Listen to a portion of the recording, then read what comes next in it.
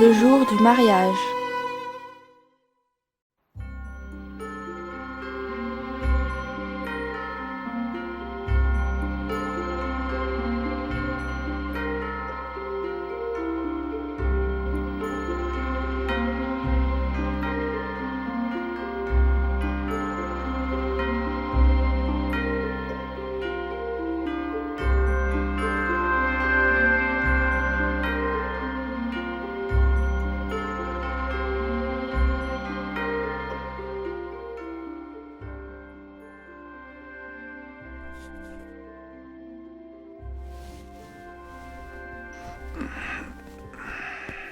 Leila?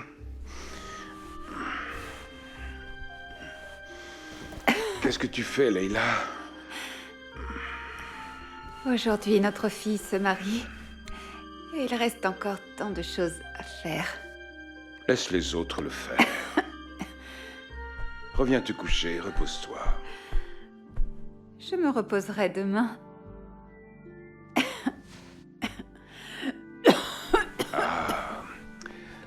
C'est insensé.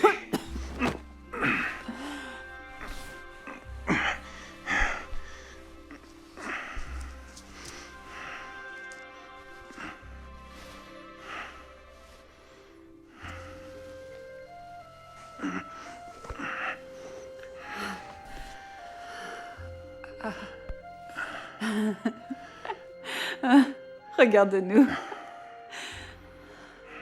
Nous faisons une drôle de paire.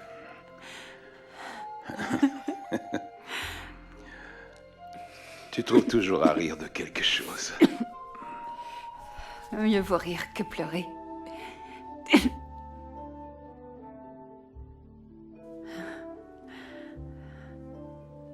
Je me souviens de notre mariage. Riais-tu aussi ce jour-là? Je riais. J'étais morte de peur. Nous n'étions que des enfants. Et regarde-nous maintenant. Nous sommes vieux, souffrants, aveugles. Nous n'étions pas des enfants. Nous étions de jeunes adultes. J'étais effrayée. Mais je te respectais. Et mon père respectait ta famille.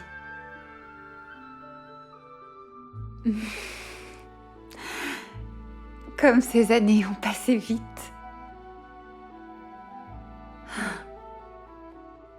Nous avons grandi ensemble, Moussa.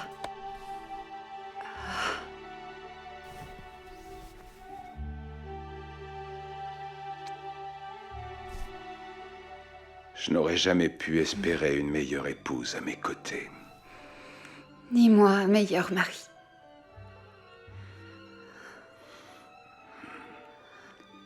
Aujourd'hui, nous marions notre fille. Que Dieu la bénisse dans sa nouvelle vie.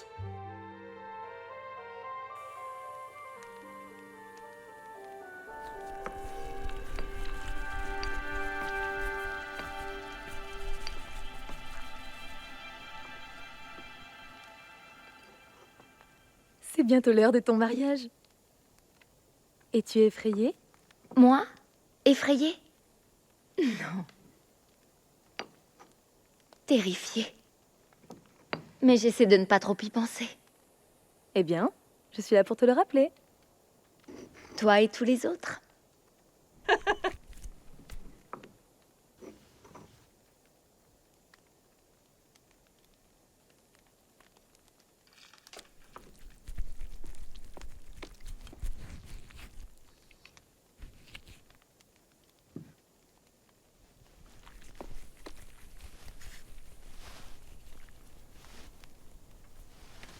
Mère, tu en as déjà trop fait. Va te reposer. Non, non. Non, ma petite. Je ne veux pas manquer un instant de cette journée. J'aimerais tant que ton frère soit des nôtres. Mais Mère, ne t'ai-je pas dit? Daoud a vu Yacoub dans les champs. Il a dit à Yacoub qu'il viendrait au mariage. Daoud? Tu as parlé à Yacoub cette semaine? Non, bien sûr que non, Mère. Yacoub l'a dit à Ayoub qu'il a raconté à Sarah. Mais, Mère, Daoud va venir. N'es-tu pas heureuse? Si, bien sûr. Mais j'espère qu'il fera attention. Si les Romains le trouvent... C'est mon mariage, Mère. Tout se passera à merveille. Ton mariage. Comme tu as grandi vite.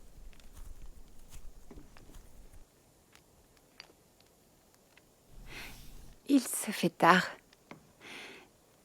Et tu dois t'habiller bientôt.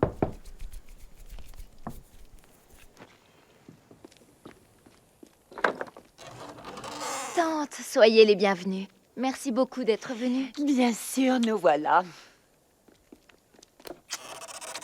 Vous n'auriez pas dû. Merci, Noura. Merci. Quelle merveilleuse journée.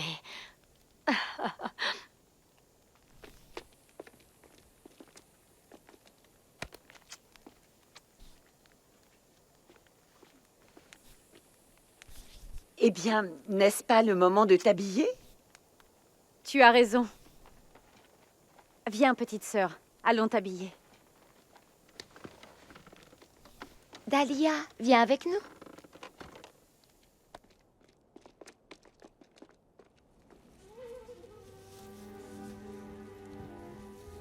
Tu es une très belle mariée, Mariam.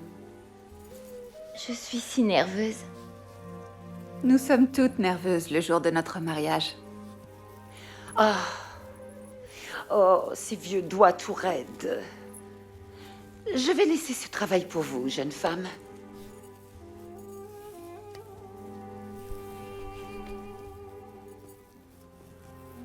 Veux-tu bien dire quelques mots de sagesse à ma plus jeune fille le jour de son mariage, Nora?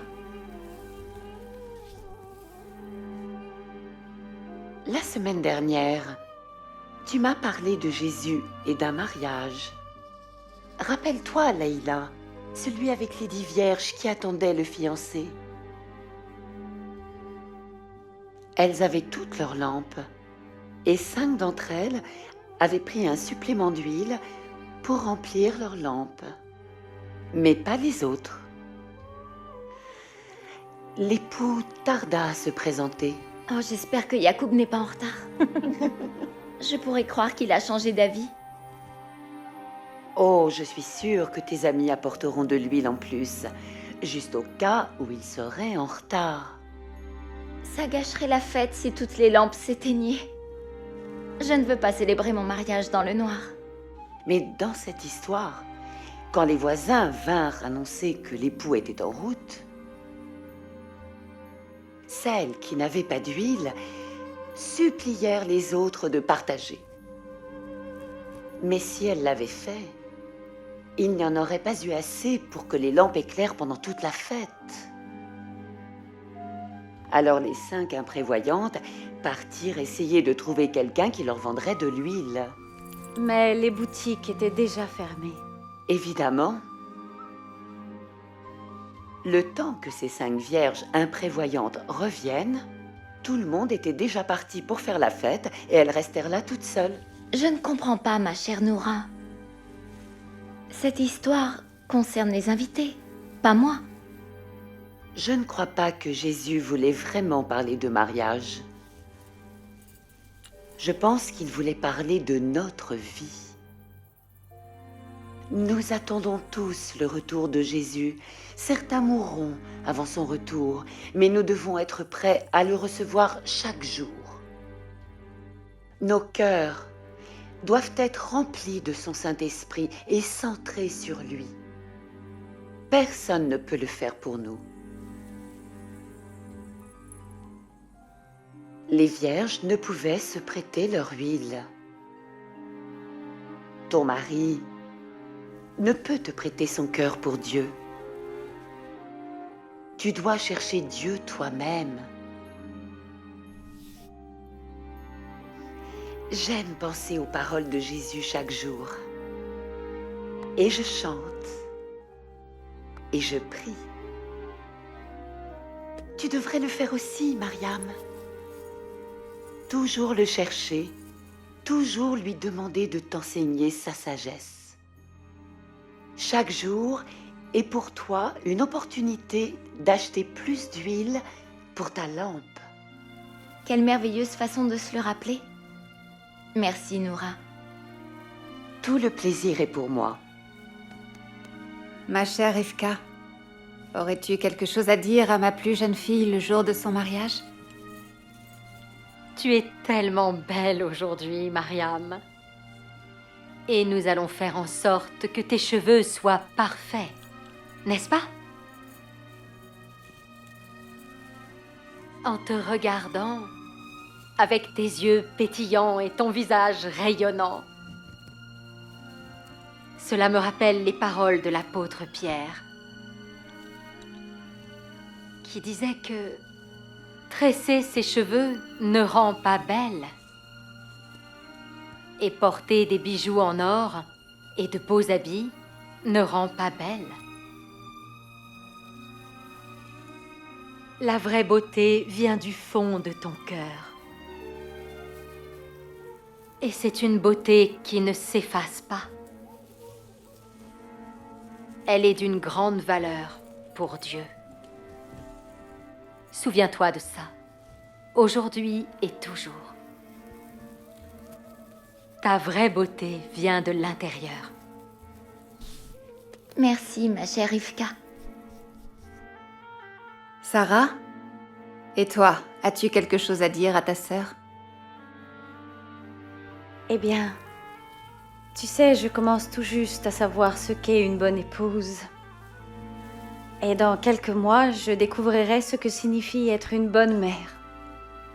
Mais je me souviens de cette histoire que Rivka nous avait racontée sur Marie et Marthe. Tu t'en souviens? C'est quand Jésus était venu les voir? Oui. C'était quand il passait de village en village avec ses disciples pour enseigner. Et qu'ils arrivèrent au village où vivait Marthe avec sa sœur Marie. Marthe était la plus âgée et elle était occupée par tous les préparatifs. Il y avait beaucoup à faire pour nourrir toutes ces personnes. Mais Marie, la plus jeune sœur comme toi, Mariam, était simplement heureuse d'être aux pieds du Seigneur et d'écouter ce qu'il disait. Marthe était très contrariée que Marie ne l'aide pas et elle vint s'en plaindre auprès de Jésus, mais Jésus répondit: « Mais Marie a choisi ce qui est meilleur, et cela ne lui sera pas retiré. » Je crois que je suis comme Marthe. C'est facile pour moi d'être distraite et inquiète par rapport au futur et à tout le travail que j'ai à faire. Mais je pense que le secret pour être une bonne épouse, une femme bonne, est de prendre du temps pour prier et méditer les Écritures et de penser aux paroles de Jésus chaque jour. Quand je prends mon temps et calme mon cœur et demande à Dieu de vraiment me parler et que j'écoute sa voix, alors je vis davantage comme Marie et moins comme Marthe. Merci, Sarah. Elle a raison. La vie vient à nous un jour après l'autre. Et chaque jour, nous devons faire de notre relation avec le Seigneur notre priorité.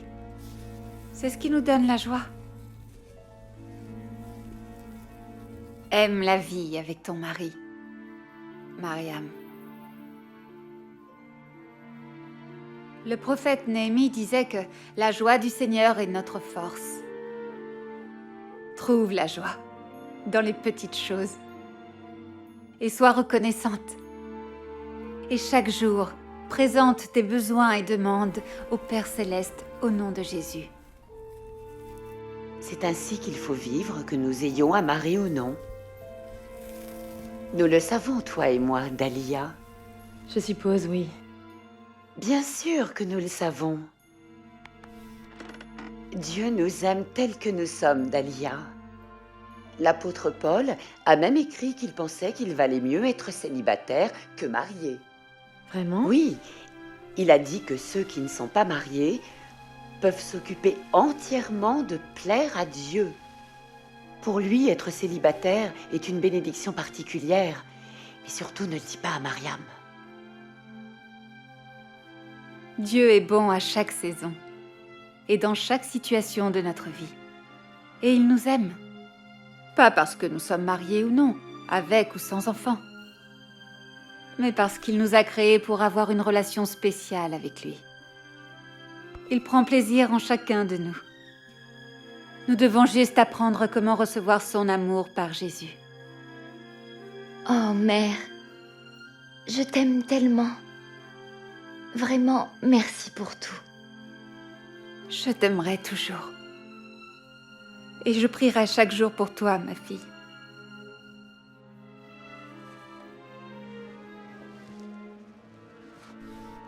Ils sont là! Le marié est arrivé!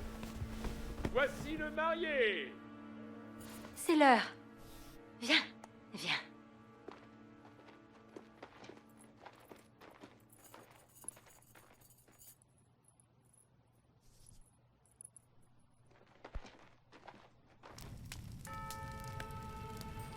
Il est là! Elle arrive! D'une minute à l'autre. Elle arrive! Je la vois! Oui!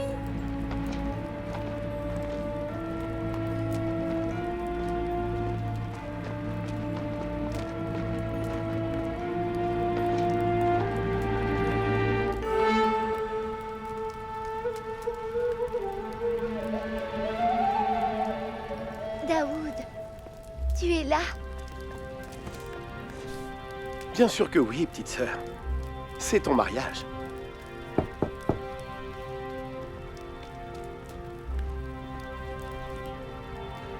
Elle est ici, père.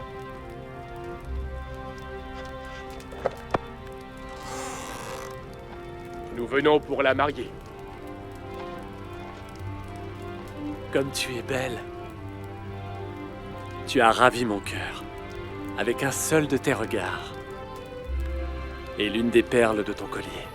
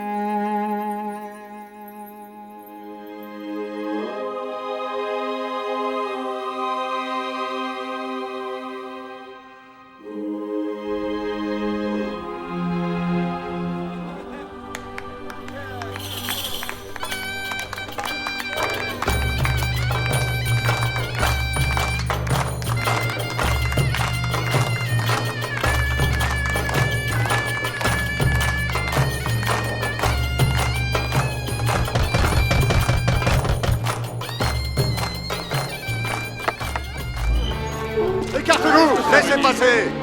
Où est-il? Où est-il? Non, pas ici. Arrêtez-le! Amenez-le! Toi!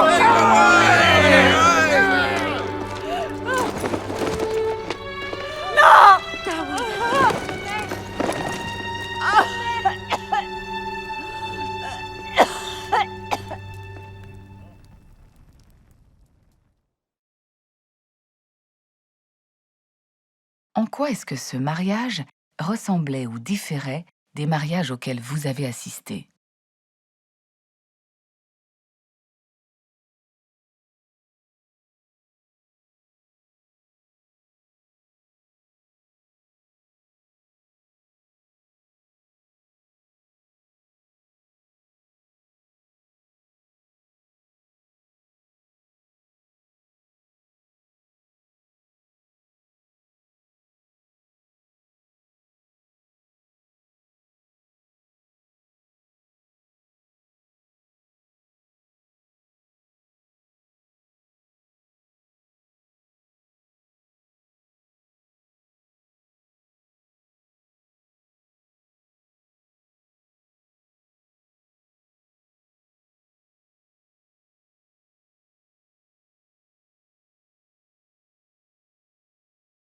Qu'est-ce que l'histoire de Noura sur les 10 vierges nous apprend sur notre vie?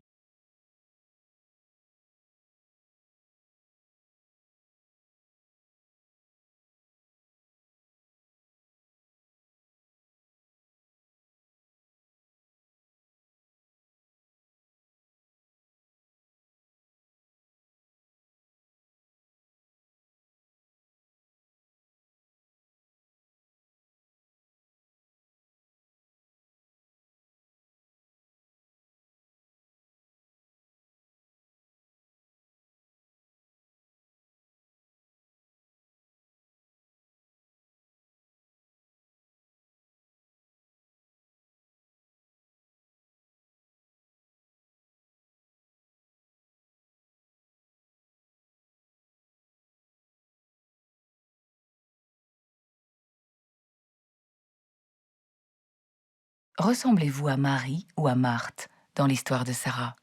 De quelle façon?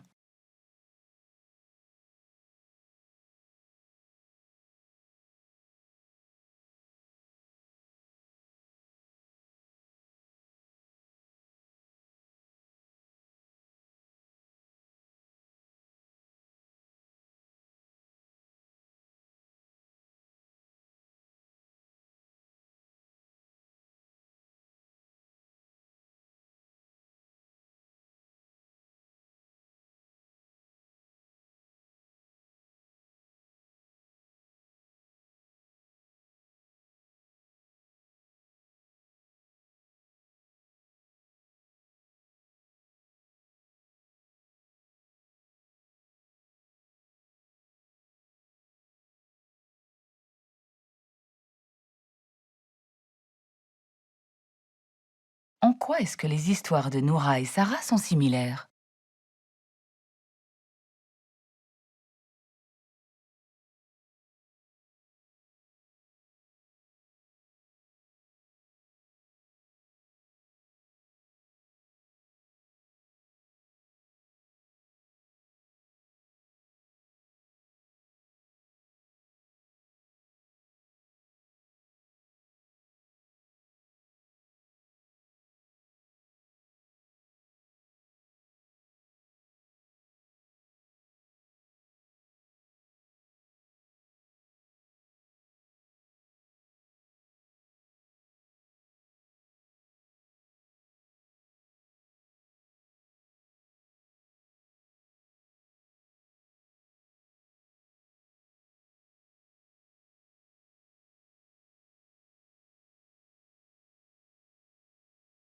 Qu'est-ce que vous pouvez faire pour que votre cheminement avec Dieu soit votre plus grande priorité?